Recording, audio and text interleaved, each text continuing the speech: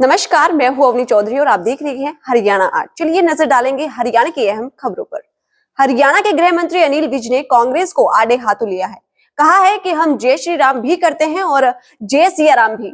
ये तो युगों युगों से कहते आए हैं। राहुल गांधी पता नहीं कहां से हिंदू फिलॉसफी सीख रहे हैं और कौन इन्हें पढ़ा रहा है। ये भारतीय है या विदेशी है, ये भी जानना जरूरी है।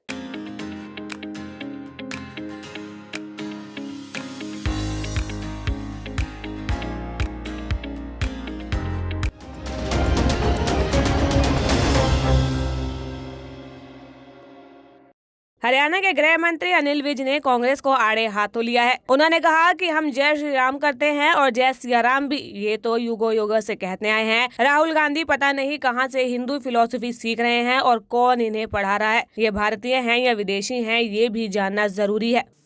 अब ये राहुल गांधी जी कहां से हिंदू फिलॉसफी सीख रहे हैं और कौन इनको पढ़ा रहा है, वो भारतीय है या विदेशी है, ये भी जानना जरूरी है। दरअसल कांग्रेस के पूर्व अध्यक्ष राहुल गांधी ने बयान दिया था कि बीजेपी जय श्री राम का नारा देती है, जय सिया राम का नहीं। इस पर गृह मंत्री ने कहा कि राम के नाम से राहुल गांधी को तिल मिलावट होती है। उन्होंने कहा था कि राम काल्पनिक है। फिर राम सेतु की बात आई तो कहा कि है ही नहीं। जब नासा ने प्रमाणित किया तो चुप हो गए। अब जय सिया राम भी करते हैं लोग, जय श्री राम भी करते हैं, ये तो युगों युगों से करते हैं। अब इनको राम के नाम से इनकी तिल मिलाएगा, क्योंकि पहले तो इन्होंने कहा कि ये काल्पनिक है, फिर राम सेतु की बात आई, उन्होंने कहा है ही नहीं है, फिर नासा ने दिखा दिया, उसके बाद चुप हुए। गृह मंत्री अनिल विज ने कहा कि कांग्रेस ने हमेशा से लोगों के दिलों से राम के नाम को निकालने का प्रयास किया है। उन्होंने कहा कि राम लोगों के रोम रोम में बसते हैं। सारी कांग्रेस भी अगर लग जाए तब भी ये लोगों के मन से राम को निकाल नहीं सकते। तो हर कदम पर इन्होंने प्रयास किया कि राम जी को किसी प्रकार से लोगों के मनों से निकाला जा सके, लेकिन राम लोगों के रोम रोम में बसता है। सारी कांग्रेस पार्टी भी लग जाए, ये लोगों के मन से राम को नहीं निकाल सकती। कांग्रेस सांसद के द्वारा पीएम मोदी को भस्मासुर कहे जाने पर गृह मंत्री अनिल विज ने कहा कि प्रधानमंत्री के खिलाफ इस तरह की बयानबाजी करना गलत है। चाणक्य ने कहा कि जब आदमी हार जाता है तो उसको आंखों के सामने हार नजर आती है, उस स्थिति में वो बौखला जाता है और वही हालत आज के समय में कांग्रेस की है। अंबाला से विपिन भाटिया की रिपोर्ट। खास खबर हो या सवाल आपका, हम दिखाएंगे आपको विश्वसनीय खबर। इसीलिए हमारे सभी पेजों को करें लाइक, शेयर, सब्सक्राइब, ताकि सभी अपडेट आपको मिले सबसे आगे, सबसे पहले।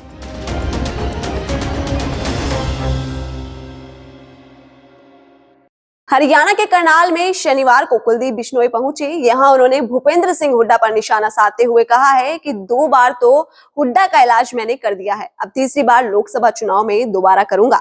उसके बाद जब हुड्डा जेल में जाएंगे तो बदला पूरा होगा।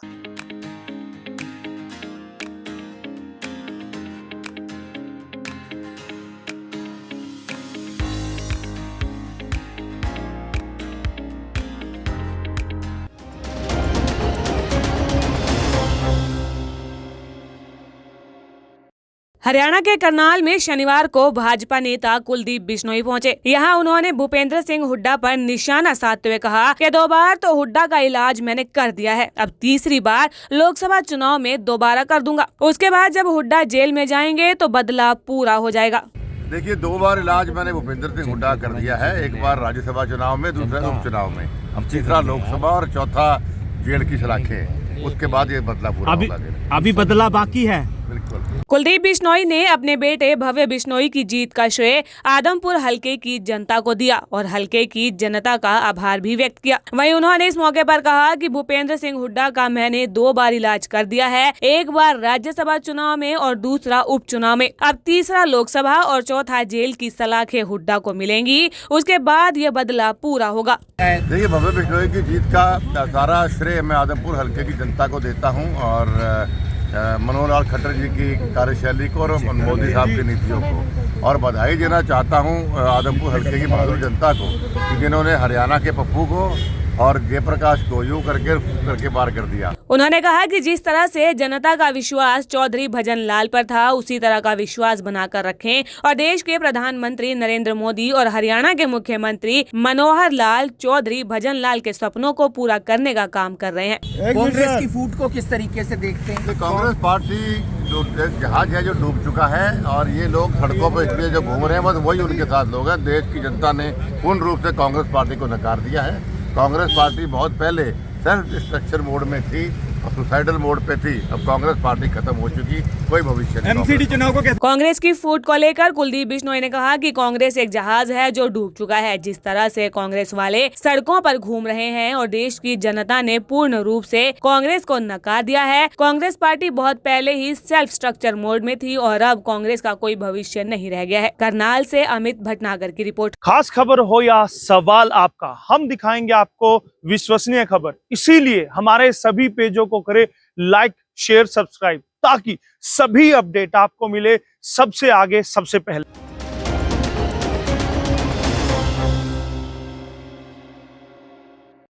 हरियाणा के जिला यमुनानगर के जगाधरी के बिलासपुर में पहुंचे हरियाणा के डीजीपी पीके अग्रवाल ने नवनिर्वाचित पंचों और सरपंचों को शपथ दिलाई। इस अवसर पर पीके अग्रवाल ने पंचों और सरपंचों को कहा कि वो सब मिलकर विकास के लिए काम करें। प्रतिज्ञा करती हूँ कि विधि द्वारा स्थापित भारत के संविधान के प्रति सच्ची श्रद्धा और निष्ठा रखूंगी और मैं सरपंच के रूप में अपने कर्तव्यों का निष्ठापूर्वक और शुद्ध अंतःकरण से निर्वहन करूंगी।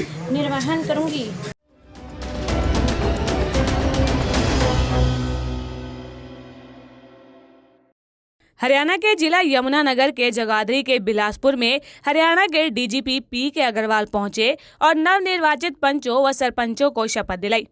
इस मौके पर पीके अग्रवाल ने पंचों व सरपंचों को कहा कि सब मिलकर विकास के लिए काम करें। उन्होंने कहा कि आज का दिन ऐतिहासिक है। अब ग्रामीण इलाके के लोगों की नजर चुने गए पंच व सरपंचों पर है कि वो अच्छा प्रयास करें। अब आप सबों की ये जिम्मेवारी है कि जो चुनाव के दौरान जो आपस में विरोध हैं या जो एक दूसरे के पक्ष विपक्ष की बातें हैं, उनको भूलकर उनसे ऊपर उठकर सारे गांव को प्रगति के रास्ते पर ले जाएं। अतः आप लोग जो विजयी हैं, जो सरपंच के पद पर आसीन होंगे या जो पंच हैं, जो पंच की जिम्मेवारी संभालेंगे, उन सबसे मेरा अनुरोध रहेगा कि पिछली बातों को भूल के आप एक सामूहिक तौर पे गांव की प्रगति के लिए, गांव के विकास के लिए कार्य करें और गांव जो आपका पहले से ही बहुत अच्छा है उसे और ऊंचाइयों पर ले जाए, ऐसी मेरी आप लोगों से निवेदन है। हरियाणा में नशा तस्करों व असामाजिक तत्वों पर कार्रवाई को लेकर उन्होंने कहा कि इसके अच्छे परिणाम सामने आए हैं। इस संदर्भ में कार्रवाई लगातार जारी रहेगी। वहीं हरियाणा में पुलिस कर्मचारियों की भर्ती को लेकर उन्होंने कहा कि कुछ समय पहले एसपीओ की भर्ती की गई थी। अब एक भर्ती की प्रक्रिया उच्च न्यायालय में लंबित है। उम्मीद है कि इस पर फैसला जल्द होगा। वो तो अलग से उस पर विचार करेंगे। जो हम कर रहे हैं तो कार्रवाई चली रही है, उसमें कई धरपकड़ हुए हैं और चाहे वो नशे के लिए है उस पर भी काफ़ी कार्रवाई हुई है। आज के दिन तो मैं गांव वालों को बधाई देना चाहूँगा इस अवसर पर कि ये एक ऐतिहासिक क्षण है।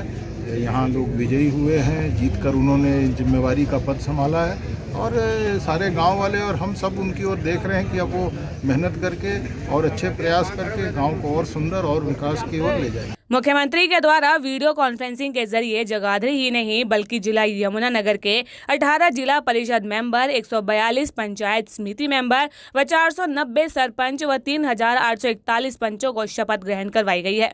जी, जैसा कि आपको पता होगा कि यमुनानगर जो जिला परिषद है उसमें 18 वार्ड थे, तो आज जो है सभी जगहों पर जो है हमारे सरपंचों के और पंचों की भी जो शपथ दिलाई गई थी, तो उसी के तहत जिला परिषद के जो सदस्यों की जो वार्ड शपथ थी वो यहाँ पर अभी इसमें दिलाई गई है, जिसमें 18 के 18 सदस्य आए थे और उन सभी लोगों ने जो है अपनी शपथ जो है ली है। डीजीपी हरियाणा पीके अग्रवाल ने यमुनानगर के बिलासपुर क्षेत्र के नवनिर्वाचित सरपंचों को शपथ दिलाते हुए बिना किसी भेदभाव के सभी के लिए विकास कार्य करने के निर्देश दिए। जगाधरी से राकेश भारतीय की रिपोर्ट। खास खबर हो या सवाल आपका, हम दिखाएंगे विश्वसनीय खबर, इसलिए हमारे सभी पेज को करें लाइक, सब्सक्राइब और शेयर, ताकि हर अपडेट पहुंचे आप तक सबसे पहले।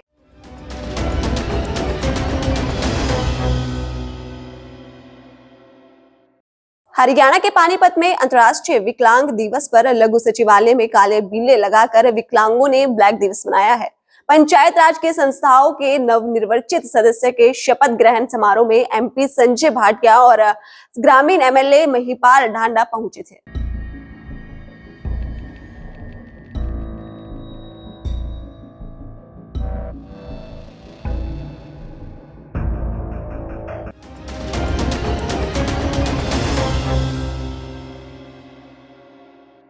हरियाणा के पानीपत में अंतर्राष्ट्रीय विकलांग दिवस पर लघु सचिवालय में काले बिल्ले लगाकर विकलांगों ने ब्लैक दिवस मनाया। पंचायत राज की संस्थाओं के नवनिर्वाचित सदस्यों के शपथ ग्रहण समारोह में एमपी संजय भाटिया और ग्रामीण एमएलए महिपाल ढांडा पहुंचे हुए थे। विरोध जाहिर करने और दोनों जनप्रतिनिधियों से मिलने दिव्यांग वहां पहुंचे हुए थे। दिव्यांग जनों का यह आरोप है कि दोनों जनप्रतिनिधियों ने हमेशा की तरह आज भी उनके धरने को अनदेखा कर दिया। धरने पर बैठे हैं, क्या मांगे हैं? हम पानीपत में 240 दिन हो चुके हैं हमारे धरने को, और हमारी मांगे कुछ भी नहीं है। सरकार ने ये मान चुकी थी पहले ही। हमारी सीएम साहब के साथ जब पहली बार सीएम साहब अपने इसमें विधानसभा में खड़े हुए थे, तो हमने उनसे बात करी थी, तो अपना ज्ञापन भी दिया था, इनका समर्थन भी किया था। रोड धर्मसरा करनाल के अंदर इनकी जनसभा करवाई थी, विकलांग सभी उपस्थित थे वहाँ हमारे साथी, पूरे पानीपत जिले के और करनाल जिले के। तो इन्होंने कहा था भी आपकी मांगे सारी जायज़ है और हम इन्हें पूरा करने में पूरा सहयोग करूँगा अगर मैं सीएम बना। तो हमारे मुख्यमंत्री साहब 2 बार सीएम बन चुके हैं, अभी तक उन्होंने हमारी वो मांगे पूरी नहीं की है। उसमें हमारी मांग थी, एक तो डीसी रेट की पेंशन में जो विकलांग 100% है या काम धंधा नहीं कर सकता, उसकी पेंशन डीसी रेट की होनी चाहिए, ताकि अपने परिवार को पूरी तरह पाल सके अच्छी तरह से। और जी जो हमारा बैकलॉग खाली पड़ा है विकलांगों का 1995 से खाली पड़ा है, वो बैकलॉग भरा जाए। और हमारा जो 2016 एक्ट बना हुआ है, वैसे तो 1995 से बना है, हमारा लागू नहीं किया आज तक किसी भी सरकार ने। फिर 2016 में हरियाणा सरकार हमारी और भारत सरकार ने इसमें संशोधन किया था, तो वो भी पूर्ण रूप से लागू नहीं हुआ किसी उसमें। एक तो हमारी ये मांग है कि हमारा ये विकलांग अधिनियम लागू किया जाए, जिससे कि विकलांगों का उत्थान हो सके। और ये हमारे कुछ बीपीएल कार्ड है, विकलांगों को जो बीपीएल कार्ड हो जाए, ज़्यादातर उनको जो मोदी आवास योजना के तहत। इन मांगों को लेकर आप किस नेता से मिल चुके हैं, किन अधिकारियों से मिल चुके हैं? इन मांगों को लेकर हमने मुख्यमंत्री को भी डायरेक्ट ज्ञापन दे चुके हैं, और अब 2 बार पानीपत के अंदर डिप्टी सीएम हरियाणा को दुष्यंत चौटाला जी को दे चुके हैं। और इस बाकी ज़्यादा हमारे मेरा नाम शमशेर सिंह राणा। सांसद को ही नहीं पता कि क्या मांगे हैं आपकी? पता तो है जी, लेकिन गुमराह कर रहा है। सांसद जी को करनाल उनके ऑफिस के उद्घाटन के समय उनको करनाल में विज्ञापन दिया गया था, और जब वो बिना अनुमति के धरना, यहाँ दारू के ठेके का धरना चल रहा था इसमें अपने 25-26 सेक्टर में, तो वो जब वहाँ बिन बुलाए पहुँच गए थे धरने का समर्थन करने, उन लोगों को उठाने के लिए, तो हमारे पास क्यों नहीं आए? उन्होंने हमारे पास भी आना चाहिए था ना, भैया हम भैया आपकी क्या मांग है, हमसे पूछना चाहिए था, तो क्यों नहीं पूछा? क्या नाम आपका? मेरा नाम शमशेर सिंह राणा, मैं प्रधान विकलांग उत्थान समिति, और बाकी आज़ाद। हाँ जी, आज यहाँ क्यों बैठे और कितना दिन से क्यों मना? सर मैं आपको बताना चाहता हूँ, आज विकलांग समाज इतना दुखी हो चुका है कि आज विकलांग दिवस होने के बावजूद हमें काला दिवस मनाना पड़ रहा है। और ये कोई शौक़ नहीं है जी, ये परेशानी है। परेशानी इस वजह से है क्योंकि 246 दिन हो गए हम सरकार के लेकर सामने अपनी छोटी छोटी मांगे लेके बैठे थे। और ये मांगे हमारी आज की नहीं है, ये मांगे हमारी 2016 से चल रही हैं। हम कृष्ण बेदी मंत्री के साथ हमने बार बार मीटिंग करी है, जिस मीटिंग के हमारे पास डिस्पैच नंबर, डिस्पैच डायरी वगैरह सब कुछ होया जी। मीटिंग रिकॉर्ड है उनके पास, जिसमें निर्जा शेखर प्रिंसिपल सेक्रेटरी होती थी हमारे साथ में, खुद कृष्ण बेदी जी मंत्री थे समाज कल्याण विभाग के। उसके बाद हम अपने नए मंत्री के पास भी गए हैं मीटिंग के लिए। उसके बाद हम तरह तरह बार बार मीटिंग का को प्रयास करते रहे, जो बार बार मिलते भी रहे हैं। दिनेश शास्त्री जी हमारे जो पूर्व कमिश्नर होते थे, उन्होंने हमारी बार बार मीटिंग करवाई है। खट्टर साहब के साथ हमारी मीटिंग हुई है। अमरिंदर OSD होया करते जी, उनके साथ हमारी मीटिंग हुई है। लेकिन सरकार का जहाँ तक तालमेल रहा है ना, हर बार इनका एक के सवाल रहा कि भाई मेरे पास कोई आया नहीं, हमारे तो कोई मिला नहीं। अगर सरकार का यह सवाल है भाई हमारे तो कोई मिला नहीं, तो किस नाम की ये डायरी खोल रखी, डिस्पैच डायरी, किस नाम के ये रजिस्टर काले करे जाओ हैं? पार्ट का बगा दे, सोवरेन जब रिकॉर्ड नहीं रख दे। तुम सांसद साहब से मिले थे आप? भाई साहब सांसद साहब की सुन लो, मैं अपने सच्चाई बता रहा हूँ। जब सरकार बनता पहला खट्टर साहब हाथ जोड़ करने का भाई मेरे तो वोट दियो, मेरी सरकार आओगी, मैं मुख्यमंत्री बनूंगा, तारा काम प्राथमिकता पर करूँगा। हमने खट्टर साहब का सहारा लाया। सांसद भाटिया जब नू का भाई मैं चुनाव लड़ूँ, MP में सहारा लाइयो, सारे विकलांग इकट्ठे होकर वोट दे हैं, सहारा लाओ हैं, फिर यूँ का मेरे मिलते नहीं। हाँ भाई मेरे तो नहीं पूछो, बताओ सारे भाई समझदार हो, सारे 90 तो MLA भाई सरकार के, और भाई 10 ही MP। फिर ये विकलांग रोना शुरू कर देंगे, घर आते जाकर रोने लग जाए, फिर ठीक रहेगी बात है यार। घर के बड़े आदमी तो कहेंगे बालक की कच्ची पैटरी हो, बाप ने तो कहा पापा मेरी कच्ची ले आइए, आपको सारे गाँव अगर रोंदा फिरेगा मेरी कच्ची पैट की मैंने दुआ दो।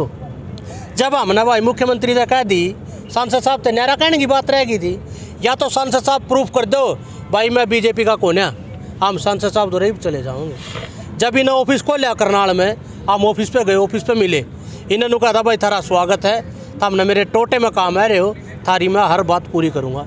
आज सांसद साहब ने आपके सामने एक सवाल उठा दिया, भाई मेरे पास तो आया ही नहीं। अब एक बात बताओ जी, सांसद साहब 24 घंटे ऑफिस पे नहीं रहते, इन्हें तो मांगों के बारे में भी नहीं पता। भाई साहब हम गए हैं ऑफिस पे हम गए हैं, 2 बार गए हैं, और सुबह 6 बजे गए थे भाई साहब, 8 बजे वापस आए थे वहाँ से। हमें पता लगा सांसद साहब हिमाचल जा रहे हैं। बताओ भाई साहब हमारा क्या खोट है? अगर इनके ऑफिस के कार्यकर्ता इनको नहीं बताते अगर जी ऑफिस पर कौन आया कौन गया, तो बताओ जी विकलांग कहाँ तक जाओगा? हम तो भाई साहब बाथरूम करने जाना वहाँ तक भी मजबूर हैं, घिसर के जाना पड़ा है। सांसद साहब तो सक्षम है चलने में, सरकार तो चल सकती है। हम DC ऑफिस के सामने बैठे 246 दिन हो गए, DC साहब नहीं मिले यार आज तक। सांसद साहब खुद यहाँ ऑफिस ले रहे हैं, वो नहीं मिले। भाई चेयरमैन नहीं मिला कोई मरते है, पार्षद नहीं मिला हमारे तो कोई, के कम है यार। इब तो भाई वो है गरीब के बालक से जो कर कहेंगे भाई हाथ जोड़ के मान लेंगे। भाई सारे तो दे रखे मांग पत्र, सारे तो कह रखी है भाई, किसी ने को रह मानदा तो कर लो ना, तो भाई 2 साल है कोई आने वाला फिर करेगा। वैसे सांसद भाटिया के सांसद बनने के बाद उनसे आप एक बार मिले हो करनाल? भाटिया साहब के सांसद बनने के बाद करनाल में जब इन्होंने ऑफिस ओपन कराया, जब हम वहाँ गए थे, उसके बावजूद जब वहाँ पर कोई कार्रवाई नहीं हुई, हम पानीपत गए हैं। पानीपत में इनका मॉडल टाउन के अंदर ऑफिस है, पार्क के पास, हम वहाँ गए थे। उस ऑफिस पे भी हमने मिलने की कोशिश करी, लेकिन 2 चक्कर लगाने के बाद हम वहाँ मिल नहीं पाए। अब वहाँ पे अगर इनके पास मैसेज नहीं पहुँचा तो उसके लिए भाटिया साहब तो माफ़ी चाहेंगे, हालांकि गलती उनके स्टाफ की है, हमारी नहीं है। फिर भी विनम्रतापूर्वक हम भाटिया साहब तैयार रिक्वेस्ट करें। भाटिया साहब सुबह का बोला अगर शाम में घर आ जाए तो उन्होंने बोला नहीं क्या करते, संभाल लो, हम भी आपके बालक। मेरा नाम आज़ाद सिंह है जी, विकलांग उत्थान समिति, और आप इसमें सेवा कर रहे हैं जी। तो थोड़ा प्रदेश भर में विकलांग बीते 246 दिनों से धरने पर बैठे हैं। उन्होंने कई बार अपनी मांगों को लेकर नेताओं और मंत्रियों तक को ज्ञापन दिए और प्रदेश के मुख्यमंत्री से भी मिल चुके हैं। उनकी मांगों पर अब तक कोई विचार नहीं किया गया। वहीं करनाल लोकसभा MP संजय भाटिया ने अनदेखा करने की बात पर कहा कि उन्हें नहीं पता था कि ये विकलांग धरने पर क्यों बैठे हैं। धरने पर बैठे हैं, क्या है इनका मामला, क्या चीज़ है? इनके 15 सूत्रीय मांग एक हाँ बताइए, क्या क्या आप बताइए। मेडिकल कई मांगे हैं सर, इनकी मांगों को लेकर ये पिछले कई सर कई मांगे हैं, आपको भी नहीं पता, मुझे भी नहीं पता, टोटली तो हम भी नहीं बता सकते। हाँ नहीं बता, कोई यही बता दें क्या मांग है। आप सुनो सर, सुनो, ये अभी अब बैठ गए यहाँ, अब अभी बैठे, इनका राइट है बैठना कहीं, मेरे को पहले कहीं ये बता दे, कोई एक रिप्रेजेंटेटिव इनका आ जाए कि हमारी ये मांग है, उसके ऊपर विचार करके डिस्कशन करके टेबल के ऊपर बैठ के जो कहेंगे उसको करेंगे। अगर अब ये देना ही नहीं चाहते तो उसका तो क्या सर, किसको देखा है, ये किसको देखा। चलो मैं एक कॉपी मुझे आप सेंड कर दीजिए, अपने व्हाट्सएप से मुझे सेंड कर दीजिए, और कौन बात करेगा इनकी तरफ से उसका नाम भेज दीजिए, मैं खुद उसको फोन कर दूंगा। दूसरी ओर विकलांगों का कहना है कि वे 2 बार सांसद संजय भाटिया को अपना ज्ञापन सौंप चुके हैं, उनकी मांगों पर कोई भी एक्शन नहीं लिया गया। पानीपत से रवि सूद की रिपोर्ट। खास खबर हो या सवाल आपका, हम दिखाएंगे आपको विश्वसनीय खबर। इसीलिए हमारे सभी पेजों को करें लाइक, शेयर, सब्सक्राइब, ताकि सभी अपडेट आपको मिले सबसे आगे, सबसे पहले।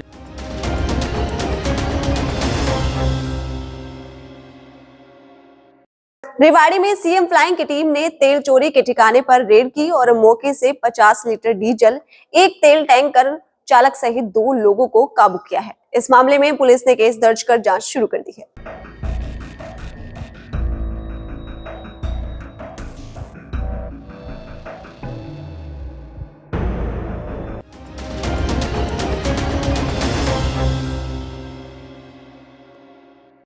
रेवाड़ी में सीएम फ्लाइंग की टीम ने तेल चोरी के ठिकाने पर रेड की और मौके से 50 लीटर डीजल, एक तेल टैंकर चालक सहित 2 लोगों को काबू किया। इस मामले में पुलिस ने केस दर्ज कर जांच शुरू कर दी है। सर, क्या कुछ पूरी सूचना मिली थी जो अभी यहाँ पहुंचे? ये सूचना मिली थी कि निरीक्षक खाद्य एवं पूर्ति विभाग रेवाड़ी द्वारा और सीएम फ्लाइंग द्वारा एक तेल टैंकर में से तेल चोरी, डीजल चोरी करते हुए पकड़े थे, उस सूचना पे आया था। अभी क्या कुछ कार्रवाई की गई है सर?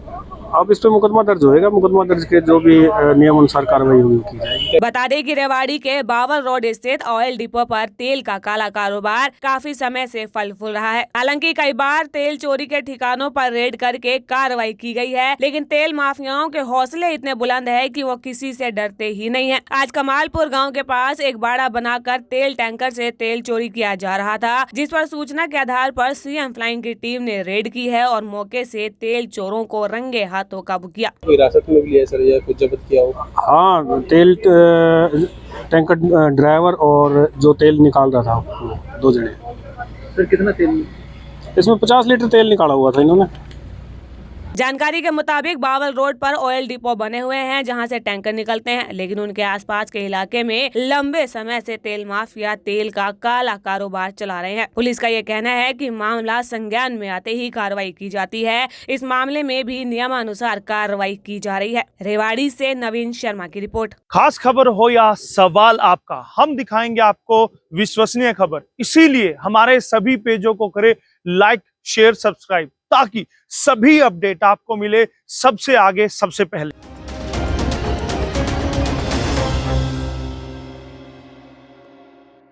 हरियाणा के पंचकुला के गोवन के सेक्टर 22 में चोटिल गोवंश का इलाज पूरे सेवा भाव से किया जाता है। यहाँ मौजूद डॉक्टर्स भी पूरे समर्पण के साथ इस काम में लगे हुए हैं। देखिए डॉक्टर से बातचीत का पूरा वीडियो। एक ऐसा जिला है कि जो इस सत्र पे क्वारंटाइन सेंटर बनाया गया लंपी के दौरान, जबकि पूरा देश में ये बीमारी थी, तो और किसी जिले में ऐसी चीज नहीं है।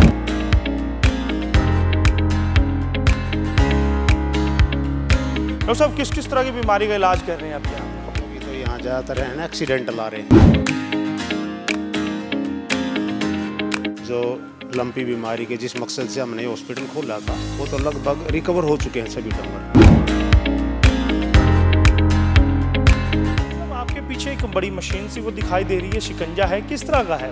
ये जैसे पशु उठ नहीं पाते, ये गाय है कि ये पड़ी है, इनको उठाने के लिए सर ये, ताकि इसकी मदद से उनको हम खड़ा कर सकें। जी, पहले तो जैसे LHD वाले केस बहुत ज़्यादा आ रहे थे, अभी से एक्सीडेंटल केसेस बहुत ज़्यादा आ रहे हैं।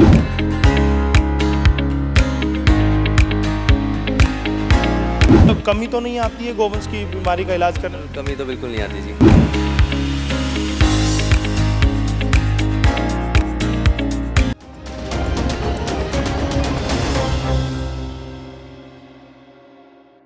नमस्कार दोस्तों, स्वागत है हरियाणा आज पर। हरियाणा आज आपको समाज के अच्छे कामों को दिखाता है। तो समाज में जो बुराइयां हैं, जो समाज गलत काम कर रहा है, उस पर भी वो उंगली उठाता है।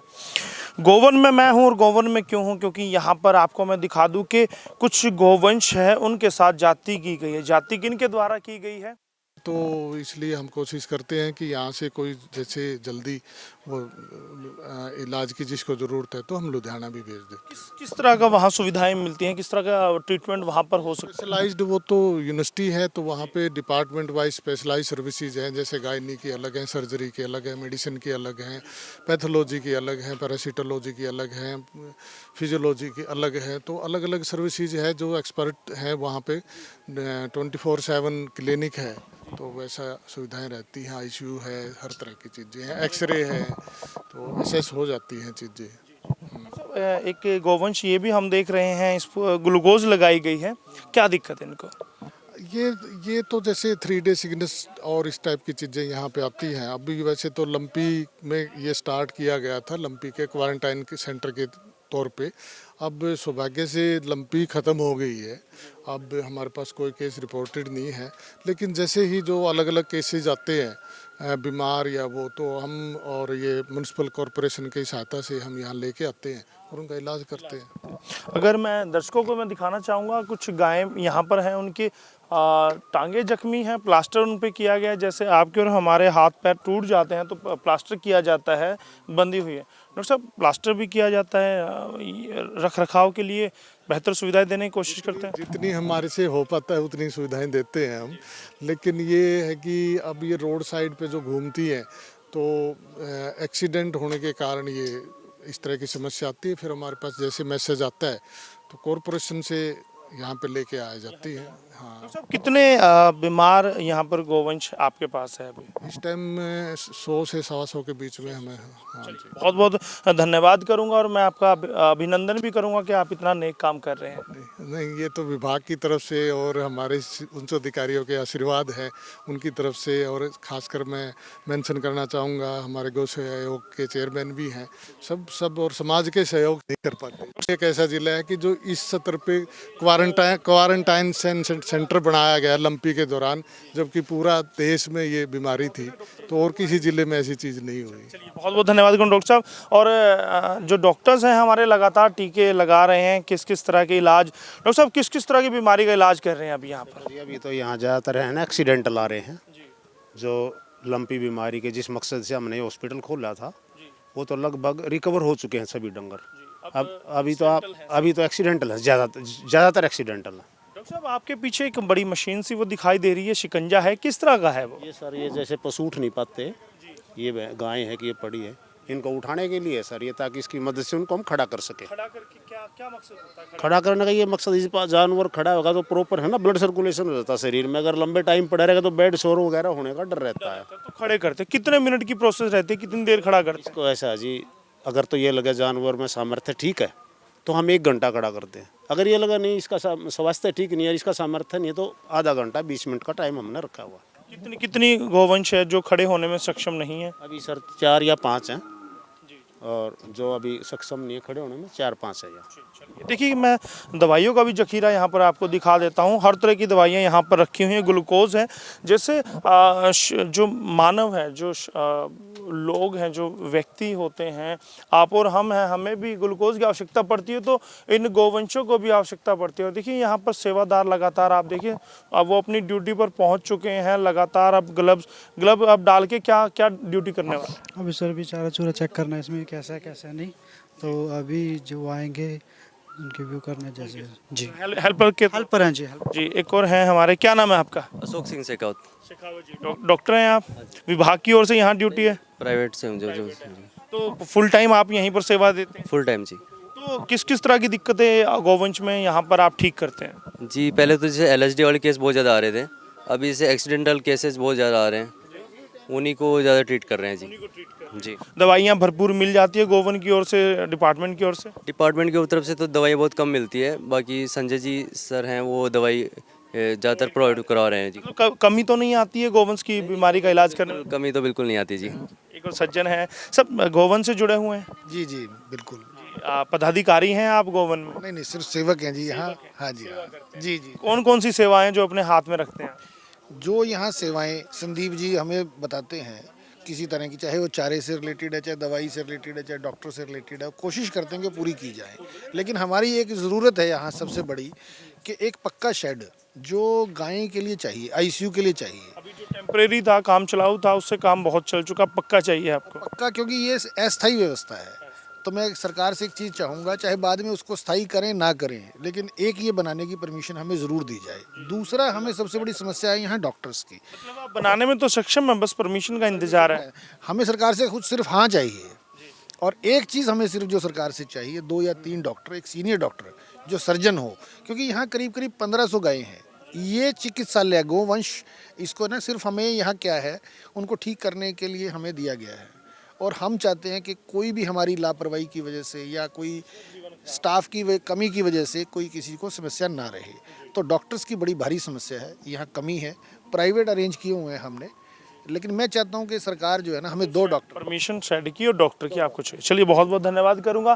देखिएगा, लगातार आप देख सकते हैं यहाँ पर सेवक हैं जो आ चुके हैं और अपनी ड्यूटियों पर खड़े हो गए हैं, मुस्तैद हो गए हैं और लगातार अब वो सेवा करने के लिए। और आप देख सकते हैं गौ माता की सेवा यहाँ गोवन में कैसे की जाती है। कुछ लोगों को लगता है कि गोवन सिर्फ एक पिकनिक स्पॉट बना दिया गया है या फिर सरकार से धन उगाने का एक वो क्षेत्र बना दिया गया है, एक जरिया बना दिया गया है कि गोवन के नाम पर, गौ के नाम पर पैसा लूट लिया जाता है। लेकिन सेवा यहाँ पर होती है, आप आंखों से देख सकते हैं। और आप खुद भी पंचकुला के सेक्टर 22 IT पार्क में जो गोवन है वहाँ पर आप सकते हैं। घग्गर नदी के किनारे पर ये गोवन है, तो आप आइएगा। हम भी अक्सर आते रहते हैं, अच्छा लगता है यहाँ पर जब आते हैं और यहाँ की सेवाओं को दुनिया के सामने लाते हैं तो बड़ा अच्छा लगता है। बहुत बहुत धन्यवाद करूँगा हरियाणा आज के लिए। आप ये वीडियो देख रहे हैं और शेयर कर रहे हैं, उसके लिए भी मैं धन्यवाद करूँगा। तो बस निवेदन है आपसे, बने रहिएगा हरियाणा आज के साथ। दीपक कुमार के साथ मैं यशपाल कंचन। हरियाणा के फरीदाबाद के सेक्टर 87 में एकेडमिक फिजिशियन मेले का आयोजन किया गया। नारायण ई टेक्नो स्कूल में आयोजित इस कार्यक्रम में स्कूल के बच्चों ने बढ़ चढ़कर हिस्सा लिया।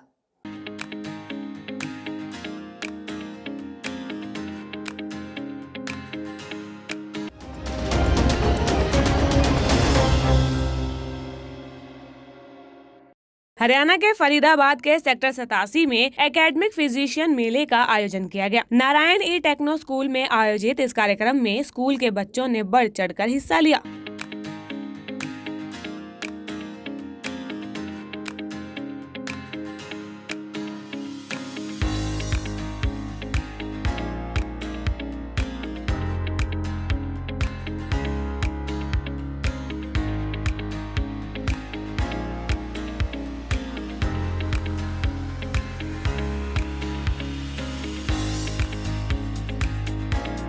इस कार्यक्रम का शुभारंभ विधायक राजेश नागर ने दीप प्रज्वलित कर किया। मेले में न्यू टेक्नोलॉजी से संबंधित प्रोजेक्ट को प्रदर्शनी के लिए रखा गया था। वहीं इस मौके पर स्कूल में बच्चों ने रंगारंग कार्यक्रम भी पेश किया, जिसने दर्शकों का मन ही मोह लिया। खास खबर हो या सवाल आपका, हम दिखाएंगे आपको विश्वसनीय खबर। इसीलिए हमारे सभी पेजों को करें लाइक, शेयर, सब्सक्राइब, ताकि सभी अपडेट आपको मिले सबसे आगे, सबसे पहले।